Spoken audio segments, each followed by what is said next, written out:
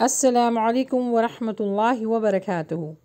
جیسے کہ آپ لوگ سب جانتے ہیں، ہم سال کے 5ویں مہینے میں داخل ہو چکے ہیں۔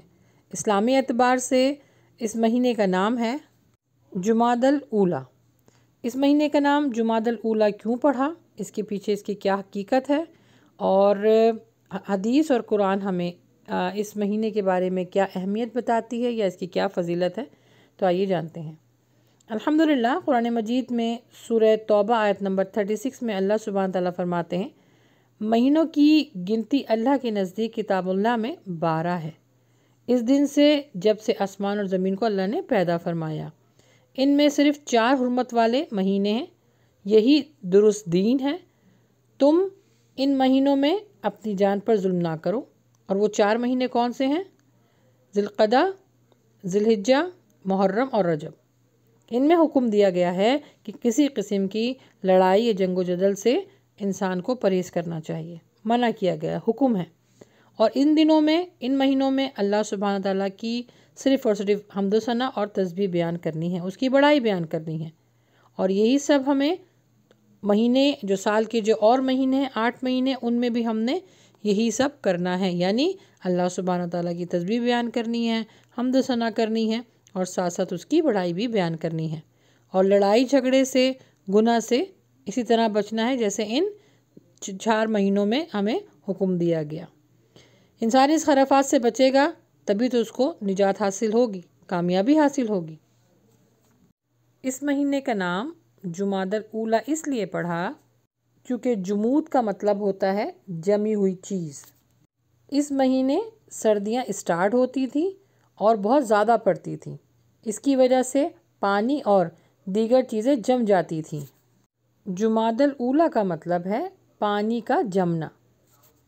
جماد مذکر اور مؤنث دونوں کے لیے استعمال ہوتا ہے، اس لیے اس مہینے کو جمادی الاولیٰ کہتے ہیں کیونکہ سردیاں اس مہینے میں شروع ہوتی تھیں۔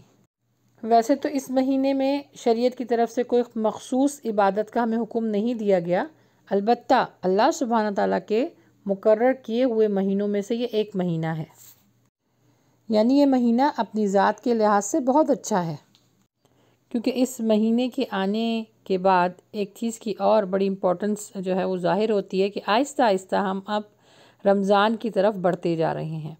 ویسے تو سارے ہی مہینے اللہ ہی کے مہینے ہیں، سارے ہی لمحات، سارے ہی سال اللہ ہی کے سال ہیں، لیکن کچھ مہینوں کو، کچھ لمحات کو اللہ سبحانہ تعالیٰ نے خاص مقرر کیا، ان میں عبادتیں کرنا، ان میں نیکی کرنا، اس کا اجر کچھ اللہ تعالیٰ نے الگ ہی رکھا ہے۔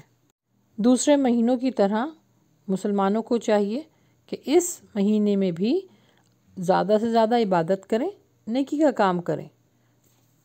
تو اس مہینے کو خالی مہینہ سمجھ کر نظر انداز نہ کریں، کیونکہ دیکھیے ہر مہینہ اللہ ہی نے پیدا کیا ہے نا۔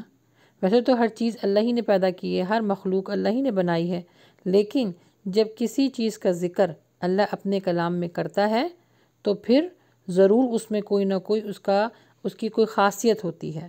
یعنی یہ 12 مہینے اللہ تعالیٰ نے ذکر کیا نا قرآن مجید میں، تو اس کا مطلب یہ ہے کہ ان مہینوں میں ہمیں اللہ سبحانہ تعالیٰ کے حکم پر عمل کرنا ہے، اس نبی صلی اللہ علیہ وسلم کی تعلیمات پر عمل کرنا ہے۔